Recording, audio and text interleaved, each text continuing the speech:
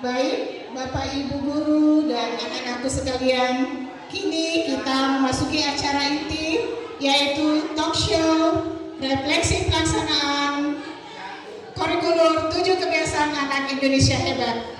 Hari ini kita berkumpul bukan sekedar untuk menyaksikan acara, tetapi untuk merayakan perjalanan kecil yang telah ditempuh oleh para siswa kita dalam membangun karakter hebat melalui kurikulum 7 kebiasaan anak Indonesia hebat. Mari kita mulai talk show ini dengan hati yang ringan, pikiran yang terbuka dan senyum terbaik kita. Telah hadir bersama kita 3 narasumber siswa dan 1 guru pendamping. Mari kita sambut dengan tepuk tangan yang meriah.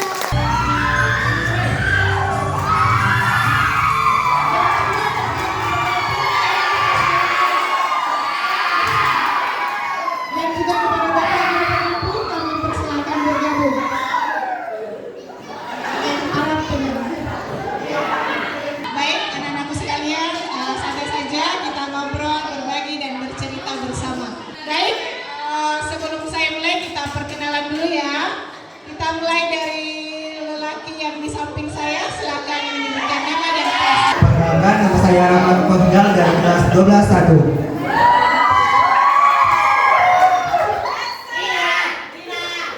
Perkenalkan, saya Rina Pardeta Sahra dari kelas 11-1. Nama saya Kansa Talita dari kelas 10. Kita perkenalan ya. Siapa nama saya? Terima kasih ya. Kita mulai bincang-bincangnya, jadi santai saja ya. Silakan kita berdiskusi terkait pengalaman dari kegiatan kokurikuler kita selama ini. Baik, saya mulai dengan pengalaman paling berkesan dari para siswa. Boleh diceritakan kepada kami apa pengalaman paling berkesan selama mengikuti kegiatan kokurikuler di semester ini? Materi tidur cepat, yang mana kita bekerja sama dengan kelas lain untuk menyelesaikan tugas mengenai informasi tentang tidur cepat, yang mana bukan hanya mengenai istirahat yang cukup, namun juga menjaga kesehatan agar tetap sehat dan produktif. Jadi sekarang pada sendiri sudah mulai tidur cepat.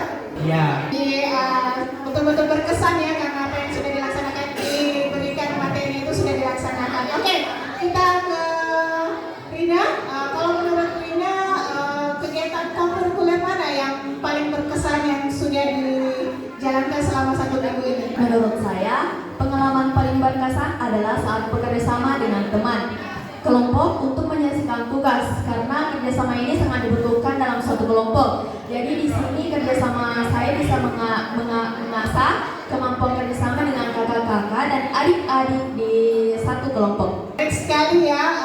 Berikutnya saya ingin mendengar pengalaman atau cerita dari Kansa sendiri terkait apa yang berkesan dari kegiatan kokurikuler yang kita sudah lakukan. Pengalaman pribadi saya itu pertama kali makan bergizi.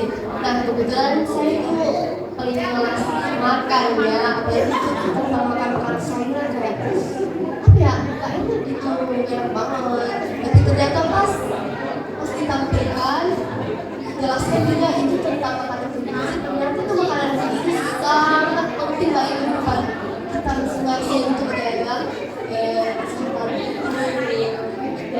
Kalau menurut Kansa, yang paling berkesan adalah makan bergizi, karena Kansa itu katanya tidak suka sayur. Tapi dengan pemahaman yang telah didapatkan terkait makan bergizi, manfaat sayur terutama, membuat Kansa sudah merasa berkesan ya dengan kegiatan kokurikuler makan bergizi. Baik, kita pindah ke pertanyaan berikutnya.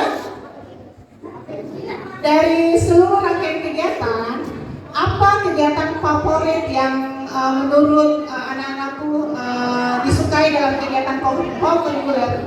Kita mulai dari Rina.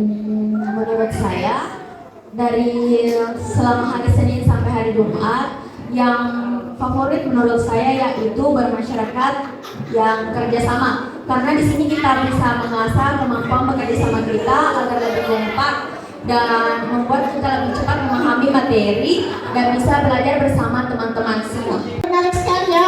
Sama kita ketahui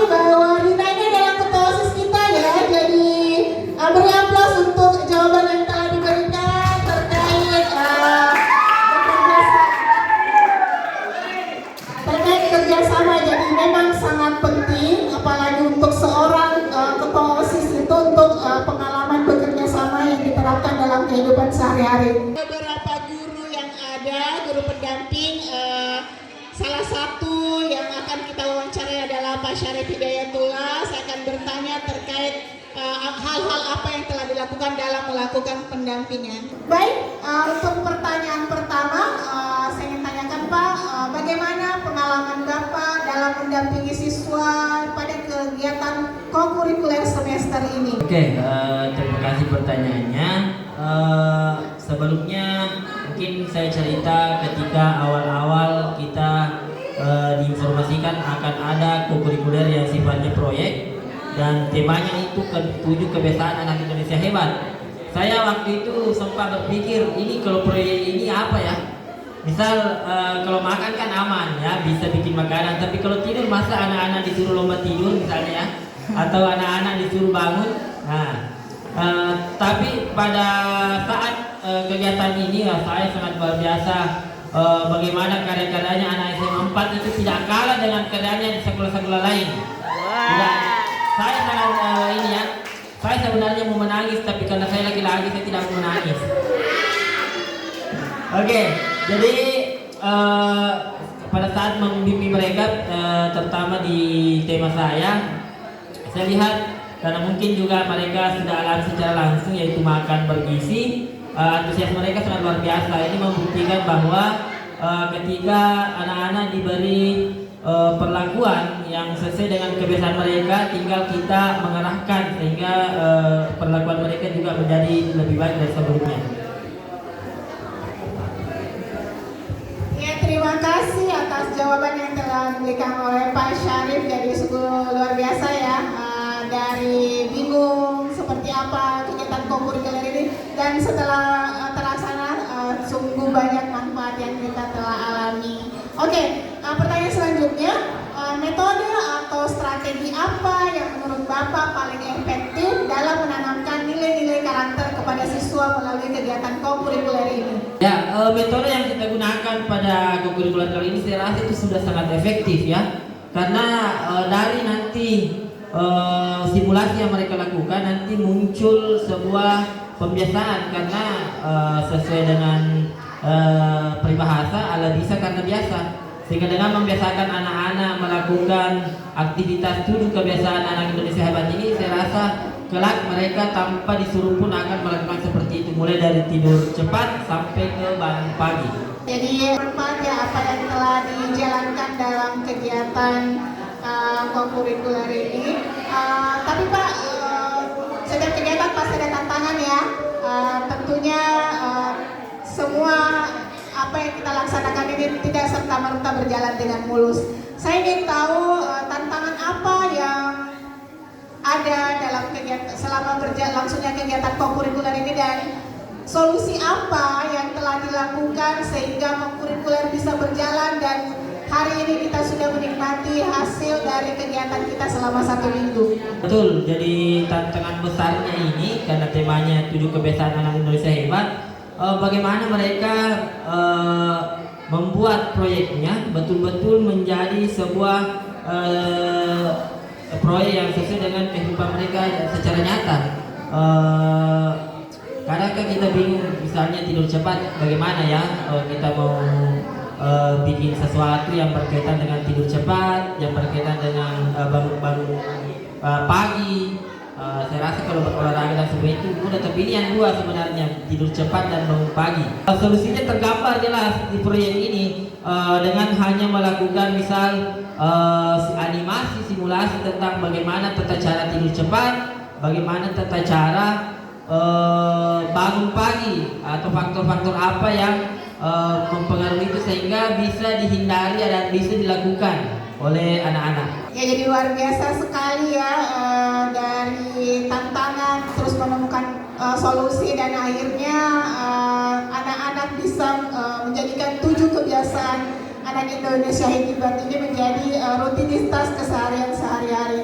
Oke, pertanyaan terakhir untuk Pak Syarif, apa harapan dan rekomendasi untuk pengembangan pengembangan kegiatan kurikuler untuk semester depan. Jadi kita mau dapat bocoran seperti apa gambaran kegiatan untuk berikutnya. Jadi proyek kali ini sudah luar biasa sehingga menurut saya yang kalau kita mau betul-betul mendapatkan manfaat dari proyek ini mungkin bisa diterapkan dalam semua siswa, bagaimana membiasakan mereka untuk melakukan 7 KIH ini dengan membuat jurnal kegiatan. Bahkan kalau bisa ada video dokumentasi di rumah sampai di sekolah yang bisa dibuat, mungkin bisa berkoordinasi dengan guru wali. Kebetulan ada Ibu Wakasek Kurikulum yang sedang video kita ini juga, itu bisa didokumentasikan.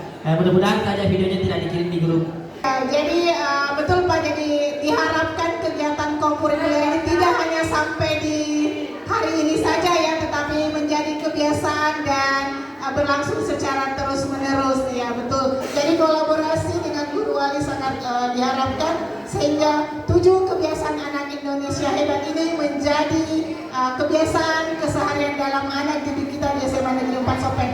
Oke, saya kembali ke siswa-siswi kita yang ganteng dan cantik ini. Pertanyaan terakhir, apa harapan dan pesannya untuk pelaksanaan kokurikuler selanjutnya? Berharap kegiatan kokurikuler lebih seru dan memberi lebih banyak kesempatan untuk terus berkembang, untuk yang khususnya untuk siswa-siswi SMA Negeri 4 Sopeng. Dan pesan untuk teman-teman, mari kita biasakan 7 kebiasaan anak Indonesia hebat agar kita bisa menjadi lebih disiplin, berani, mandiri, dan bertanggung jawab. Karena tanpa kita sadari, itu yang kita terapkan dalam kehidupan sehari-hari. Ya, saya ingin ini kegiatan semakin depan semakin kreatif Bu, karena kreatif dan lebih terintegratif dengan kebutuhan karakter siswa. Dan pesan yang ingin saya sampaikan, teruslah membiasakan 7 kebiasaan anak Indonesia hebat karena karakter yang baik akan bermanfaat sepanjang hidup. Berikutnya adalah lebih banyak kesempatan untuk mencoba hal-hal baru sehingga mendapat pengalaman baru. Oke, luar biasa sekali Bapak dan Ibu guru sekalian, dari apa yang telah kita diskusikan, kita perbincangkan pada siang hari ini. Tentunya harapan dan pesan dari anak-anak kita ini dapat menjadi masukan untuk tentunya Wakasek Kurikulum dalam kegiatan atau pelaksanaan kokurikuler pada semester berikutnya. Baiklah, masih ada sisa waktu jika ada dari Bapak, Ibu atau anak-anakku yang ingin mengajukan pertanyaan kepada narasumber kita yang keren-keren hari ini, kami persilahkan. Karena tidak ada pertanyaan, baik. Terima kasih kepada seluruh narasumber, para siswa dan guru pendamping atas cerita, inspirasi dan refleksinya. Silakan diminum. Luar biasa sekali refleksi yang telah kita dengarkan hari ini. Ternyata dari setiap kegiatan, setiap kerjasama, bahkan setiap tantangan ada pelajaran yang membentuk siapa kita hari ini dan siapa kita nanti. Semoga 7 kebiasaan anak Indonesia hebat bukan hanya menjadi program, tetapi menjadi kebiasaan hidup yang tumbuh bersama kita setiap hari. Terima kasih kepada narasumber dan seluruh hadirin. Mari kita terus menjadi pribadi yang beriman, mandiri, disiplin, bertanggung jawab, bekerja sama, jujur, kreatif, dan tentu saja berempati. Mari kita beri tepuk tangan